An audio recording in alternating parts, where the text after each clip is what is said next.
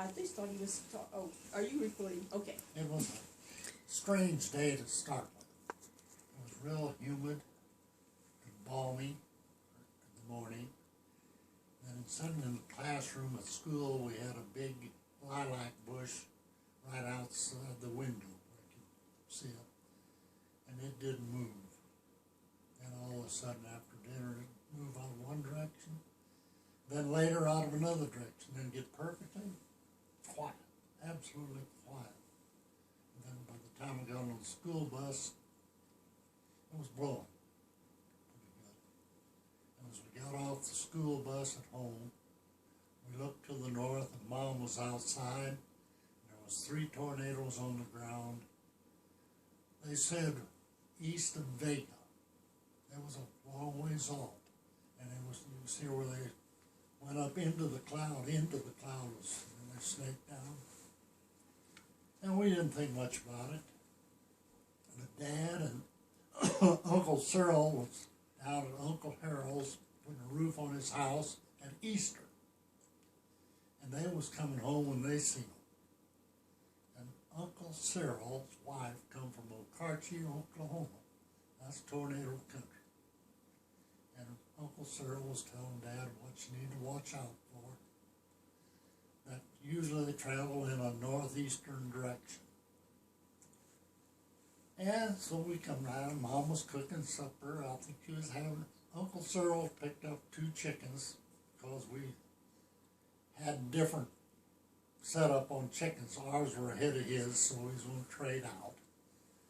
And he left and Mom had chicken frying, and Dad said to go get the cows in. Me and Bill goofed around and it started raining and blowing and hailing, baseball-sized hail. It was falling straight down and it had a lot of rain quick, hitting the water and just splashing.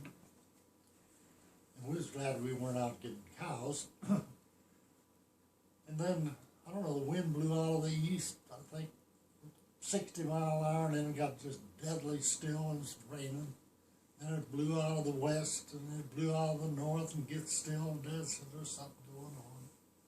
And he couldn't see, it was raining so hard, so he went into the west bedroom, looked out the window, and come out there and said, I think we better go to the basement.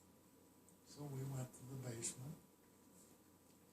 We was sitting there, I don't know what we was sitting on, what chairs, and all of a sudden the ears popped and dust kind of settled out of, I guess, the floor.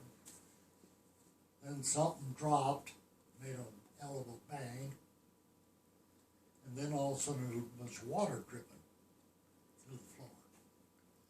But Dad said, I think this all happened in about 5 minutes' time or less. He said, I think I'm going to go up and look out and see if anything's going on. Had sharp steps, it was only about this wide, about like this. No rails or nothing.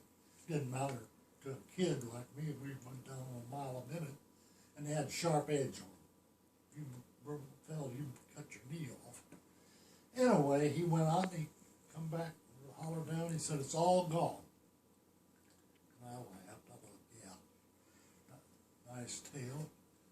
So I went up and it left the roof on the porch and a lean-to bedroom. All the rest of the roof was gone. Looked out the door, everything was gone. Had a wooden windmill, had a wooden fan on it, it was gone. Had 2 barns, they were both gone. The chicken's brooder house was to the west side of the house, it was gone. The chicken coop was gone. Wooden granary that the government built back in them days, it was gone. The tin granary was gone, about 1,000 bushel bin, but it left a pig shed over east, about 60 yards from the house. It had wooden lots, and it was pretty stable lots. There were none of them left. The cows weren't there. I had a pig with a sow in that barn. She was still there with her pigs. She just had pigs. And no electricity, my mom said, let's sit down and eat the chicken and stuff cooking. A piece of the ceiling fell down and hit her on the head, plaster. Sitting there eating, and all of a sudden somebody banged on the door. Here was our neighbor, Aaron Scott. Come over, wonder if anybody's alive. Power lines were down. He said, come over to our place. We got a dry room.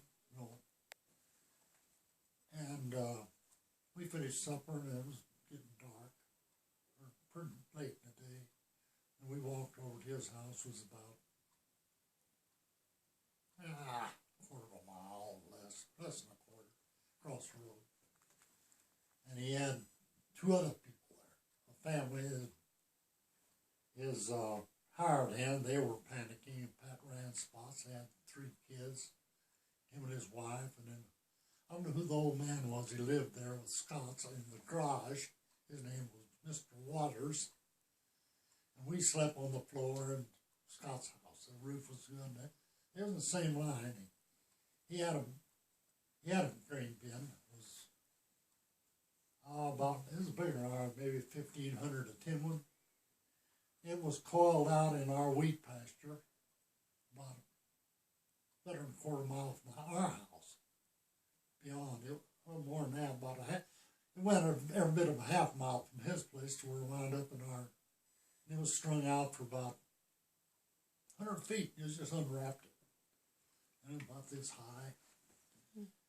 Anyway, we spent the night there, and he had 2 trash barrels.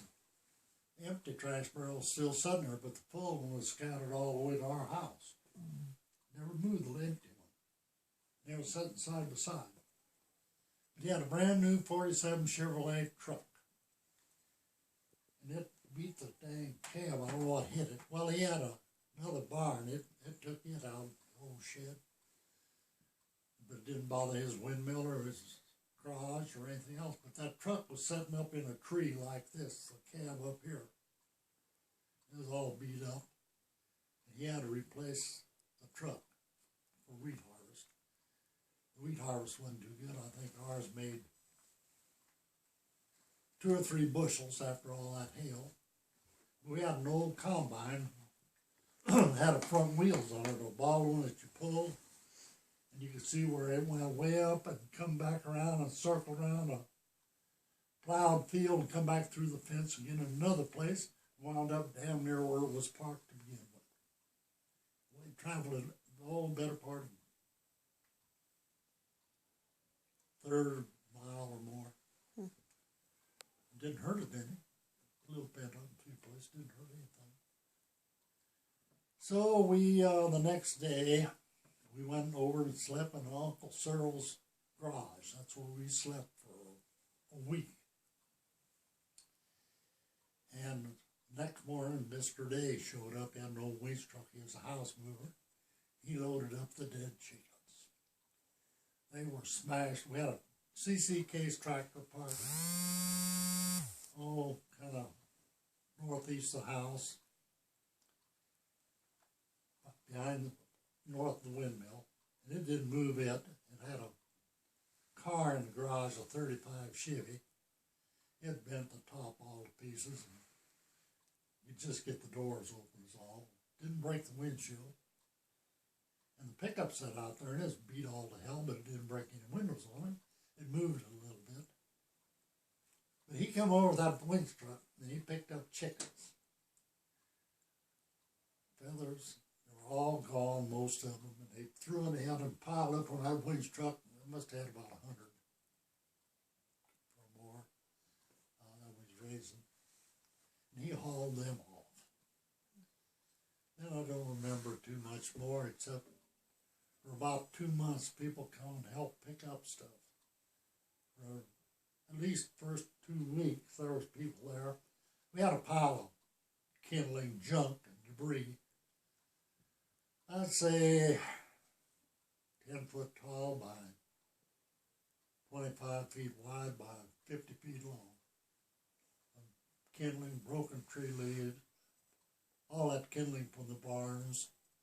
They hauled and stacked it up. I bet at one time there were probably 50 people there helping. I had to wait till it dried up to get trucks in to pick up stuff. And then they rebuilt and put a roof on the house within about a week. And now people come and put it on. And then